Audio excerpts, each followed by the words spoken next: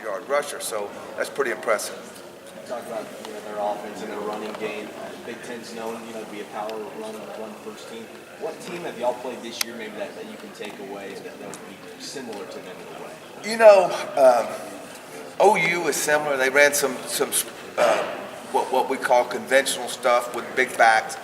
Texas had 2 big backs, and Malcolm Brown was what I would compare. A little bit different. One thing that they do that you really got to work for is they create gaps. They shift, they motion, they leverage you and your players. Besides being very physical, they make your players think. They make your coaches think on where they're creating gaps, and I think they do a great job coaching.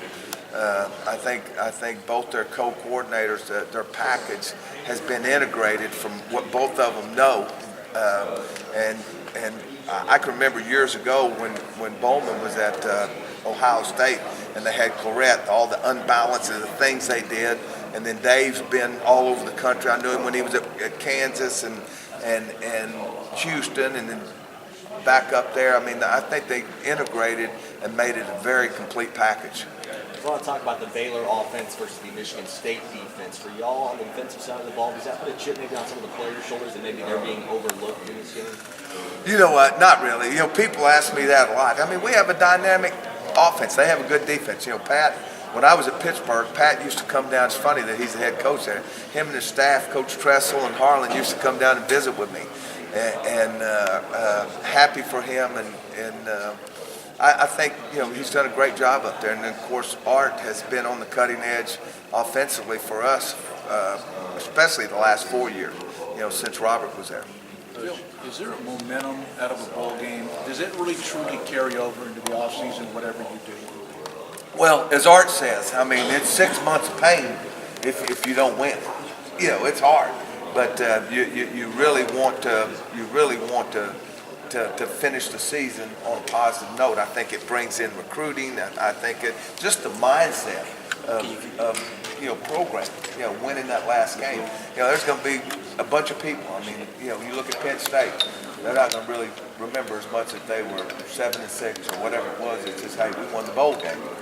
And so I think Michigan State will tell you that also. Coach, I apologize if you already answered this, but Sean Oakman's on this minute ago, he's coming back. What does it do for your defense next year? Well, I think we only have 2 starters that will be gone, and it will raise the expectations, which we need, and it gives us that experience that we gained this year. We're pretty excited about it. I was talking to him about just his journey from where he was to getting. Okay, this is your 5-minute warning, and we'll be wrapping things up. Teammates care about him.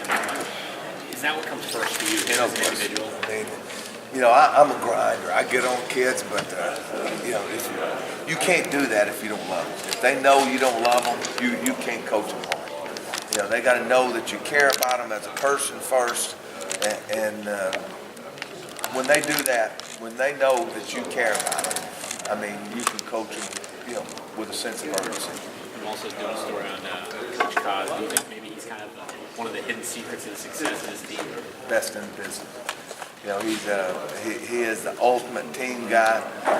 Cos has a unique ability to just wear them out, and they're like puppies. They come back and say more. I don't know what do you do? I mean, just he does it to me. I mean, he's a guy that I don't know what we pay him, but I'm not sure it's enough. You mentioned Oakman, and I asked you that earlier, but you talked about how Baylor was the perfect place for him to land at the perfect time in his life. And you talked about giving guys second chances. What did you see, not just the physical, in what he needed personally? He needed the smallness of what we were doing. He needed that year to develop himself, that redshirt year. It was hard for him because, think about this. This was one of the reasons I think he come back. He didn't play as a redshirt freshman, loses the next year, back up the next year. This is first year starting. And he's just maturing. I mean, he's raw. I mean, that's the word that I use. And I think that the closeness of knowing, hey, I'm talking to myself, I'm keeping tabs on you. I'm going to know what you're doing, who you're with, what you're doing, and not because I don't trust you. It's just that your margin for error is zero. You know, you have to be on your A game here, and hopefully we'll continue that, and it will be one of those stories that we all look back on and say, wow. I'm doing something a little off topic. It's about Dallas Fort Worth, the college football market. And you obviously worked at TCU. Oh, I've been at all of them. Right. I just wondered what sort of transformation you may have seen, because now you got Cotton Bowl, national championship game, you got all these conference offices here. I think it's a mecca. Yeah, you did the college football bowl, did it here at the Gaylord. I think that this is just absolutely the epicenter of college football right now. We got the Cowboys, who might win the Super Bowl. So, you know, I think it's an exciting time for the Metroplex. You know, TCU is a top team in the country, and SMU with Chad is going to get back. So it's exciting. What's different about it? Because do you think the stadium has a lot to do with it? Oh yeah, I think the AT&T, I always remember when I was here at SMU, I always envisioned that stadium being down at the fairgrounds, and I always think Dallas has to be kicking itself, you know, not having that thing down there. But I think that, and just this is a thriving place. I mean, you look at people that come here, you'll see it as and that's why it's being picked like that. And of course, like I said, I know the football aspect, the high school coaching around here. I mean, it doesn't get any better. I mean, you got the #1 team in the nation, Allen.